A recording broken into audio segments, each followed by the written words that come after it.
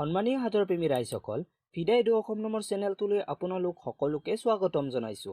আগৰ ভিডিঅ'টোত আপোনালোকলৈ সোধা প্ৰশ্নটো আছিল গুণ্ড আছে কিন্তু ফুল নহয়, জ্বলে কিন্তু কয়লা নহয়।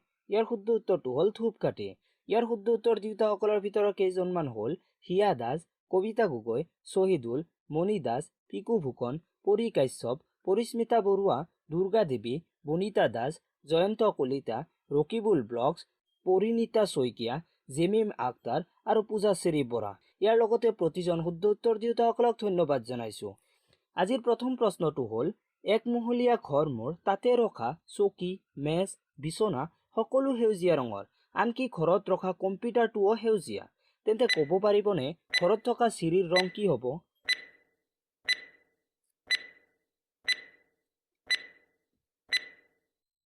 লক্ষ্য কৰিবলগীয়া কথাটো হ'ল যে একমহলীয়া ঘৰত সাধাৰণতে চিৰি নাথাকে। कैसा लगा मेरा मजाक? দ্বিতীয় প্ৰশ্নটো হ'ল অন্ধকাৰত বহি আছে এজনী ৰাণী, মূৰত জুই দেহত পানী। ক'ব পাৰিবনে ইয়াৰ উত্তৰটো কি?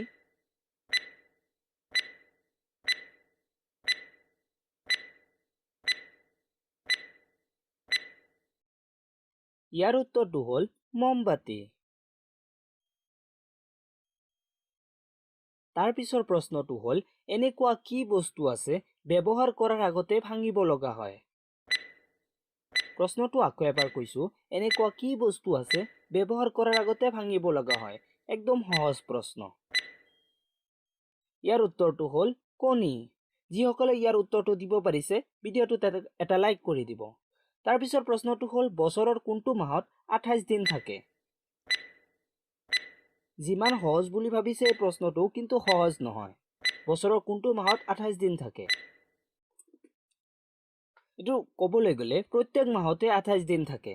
এনেকুৱা মাহ নাই য'ত 27 দিনত মাহ সম্পূৰ্ণ হয়। তাৰ পিছৰ প্ৰশ্নটো হ'ল কুইজৰ প্ৰশ্ন, কলা গোলাপ কোন দেশত পোৱা যায়? কলা ৰঙৰ গোলাপ কোন দেশত পোৱা যায়?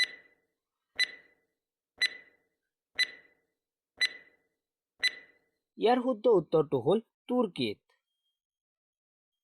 তাৰ পিছৰ প্ৰশ্নটো হ'ল সকলোকে দিওঁ মই জ্ঞান, কলা ৰং মোৰ শান। সকলোকে দিওঁ মই জ্ঞান, কলা ৰং মোৰ শান। ইয়াৰ শুদ্ধ উত্তৰটো হ'ল চিয়াহী। তাৰ পিছৰ প্ৰশ্নটো হ'ল এনেকুৱা কি বস্তু ঘূৰণীয়া কিন্তু বল নহয়, নেজ আছে কিন্তু জন্তু নহয়, শিশুসকলে লৈ নাচে ঘূৰে পিছে বস্তুটো কিন্তু পুতলা নহয়। এনেকুৱা কি বস্তু ঘূৰণীয়া কিন্তু বল নহয়, নেজ আছে কিন্তু জন্তু নহয়, শিশুসকলে লৈ নাচে ঘূৰে কিন্তু পুতলাও নহয়? ইয়াৰ উত্তৰটো হ'ল বেলুন। তাৰ পিছৰ প্ৰশ্নটো হ'ল 10 দিন টোপনি নোপোৱাকৈ এজন ব্যক্তি কেনেকৈ জীয়াই থাকিব পাৰে? 10 দিন টোপনি নোপোৱাকৈ এজন ব্যক্তি কেনেকৈ জীয়াই থাকিব পাৰে? প্ৰশ্নটোত দিনৰ কথা কোৱা হৈছে, ৰাতিৰ কথা কোৱা হোৱা নাই, গতিকে উত্তৰটো হ'ল ৰাতি শুই। তাৰ পিছৰ প্ৰশ্নটো হ'ল ক'ব পাৰিবনে কেতিয়া 2 + 2 = 5 হ'ব?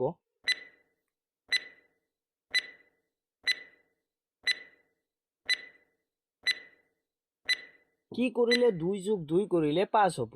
ইয়াৰ উত্তৰটো হ'ল ফুল কৰিলে। তাৰ পিছৰ প্ৰশ্নটো হ'ল শৰ্মা ডাঙৰীয়াই তেওঁৰ 2 সন্তানক 16 টকা সমানভাৱে ভাগ কৰি দিব বুলি সিদ্ধান্ত ল'লে, কিন্তু পৰৱৰ্তী সময়ত 1 টকা এনেকৈ ভাগ কৰিলে যেন ডাঙৰজনে সৰুজনতকৈ 2 টকা বেছি পালে। ইয়াৰ উত্তৰটো কিমান হ'ব আপুনি ক'ব পাৰিবনে? 10 ছেকেণ্ডৰ ভিতৰত উত্তৰ দিবলৈ যত্ন কৰিব। ভিডিঅ'টো প'জ কৰিব পাৰে।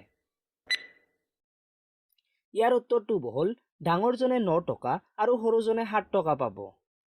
शाबाश बेटा, बहुत बढ़िया।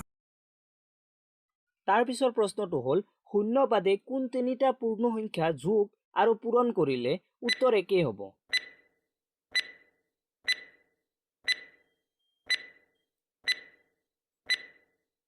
ইয়াৰ উত্তৰটো হ'ল 1, 2 আৰু 3।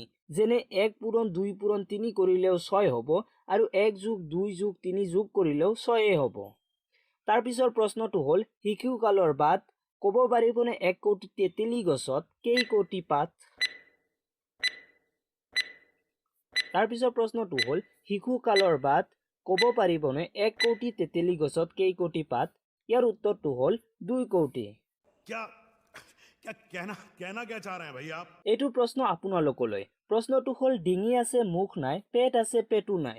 ইয়াৰ উত্তৰটো কমেণ্ট বক্সত লিখি জনাব। ভিডিঅ'টো যদি ভাল লাগিছে অনুগ্ৰহ কৰি এটা লাইক কৰি দিব আৰু এনে ধৰণৰ মজাৰ মজাৰ হাতৰৰ ভিডিঅ' পাবলৈ আমাৰ Please subscribe. চেনেলটো ছাবস্ক্ৰাইব কৰিবলৈ কিন্তু নাপাহৰিব। ধন্যবাদ।